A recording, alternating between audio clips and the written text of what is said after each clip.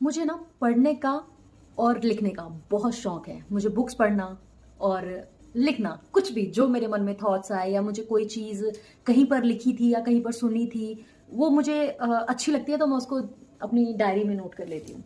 तो मेरे पास इस तरह की बहुत सारी क्योंकि डायरीज का क्या होता है ना, डायरीज में ना थोड़ा सा स्पेस ऊपर जो होता है ना कॉलम छुटा हुआ होता है और नीचे भी कुछ कुछ है ना, तो मुझे कम पोर्शन मिलता है लिखने के लिए। तो मैं प्रेफर करती हूँ इस तरह की कॉपीज रखना अपने साथ।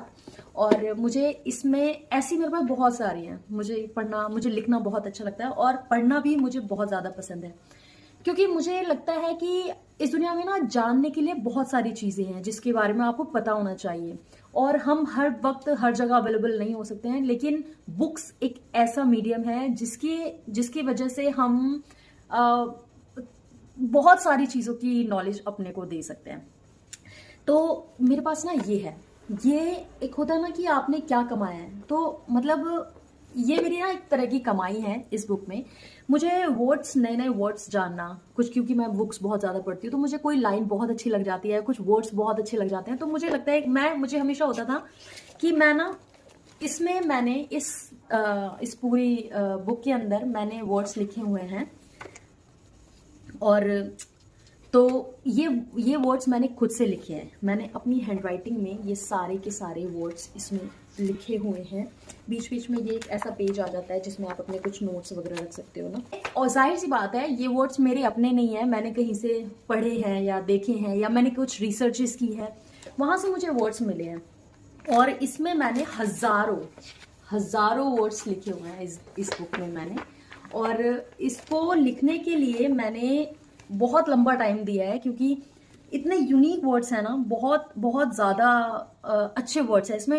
ऐसा नहीं है कि कुछ मतलब कुछ सोफिस्टिकेटेड वर्ड्स ही होंगे, कुछ चटकारे मसालेदार वर्ड्स भी इसमें होंगे। जैसे एक वर्ड इसमें लिखा हुआ है, मेरी आंखें रसीली हैं। अब पेज खोला ना, यही वर्ड आ गया। 1519 नंबर पे मैंने एक सेंटेंस लिखा हुआ है, मेरी आंखें रसीली हैं। तो इसकी इंग्लिश क्या होगी? माई आईज आर वॉलपचस।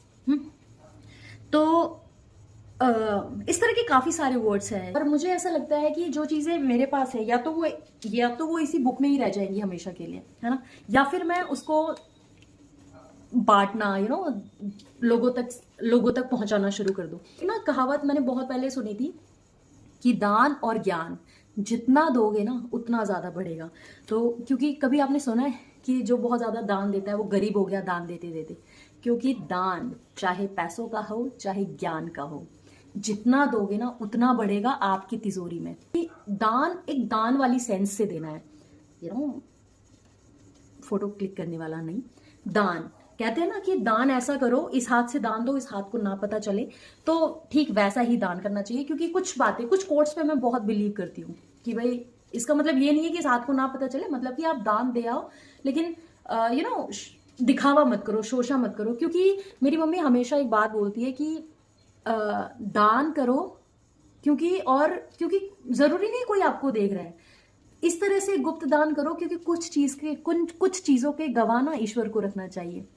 तो आप जो भी काम कर रहे हो ना, अभी मैं यहाँ बैठ के अकेले हूँ घर में, है ना, अभी मैं यहाँ बैठ के वीडियो भी बना रही हूँ या इस तरह की बातें भी कर रही हूँ, मुझे कोई नहीं देख रहा है फिलहाल, तो कोई नहीं देख रहा है जिस वक्त अभी मैं शूट कर रही हूँ। जब अपलोड करूंगी तो देखेंगे कुछ लोग।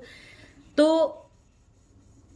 अभी मेरा ये कंटेंट बनाने का ये मतलब रहा कि मेरे पास अगर कुछ इस तरह की, ये मैंने इसको माई ट्रेजर डायरी करके मैंने इसको नाम दिया हुआ है। और अगर मैं अपना ये ट्रेजर लोगों को मैं चाहती हूँ उनको दूं, तो ये मुझे एक बहुत अच्छी फीलिंग दे रहा है। क्योंकि चलो घर बैठे ही सही, कम से कम किसी को कुछ दे तो रहे हैं ना। तो जब भी दो तो वो वाले भाव से दो, अच्छे वाले। तो इस वाली डायरी में मेरे लगभग मतलब एक और है मेरे पास, उसमें बहुत बारीक छोटा छोटा लिखा हुआ है। इसमें मेरे पास ये पिंक कलर से अलग लिखा हुआ है, लेकिन इसमें मेरे पास अभी कितने सेंटेंसेस हैं? इसमें मेरे पास सेंटेंसेस है 2851। इसमें मैंने कुछ इस तरह की चीज़ें लिखी हुई हैं।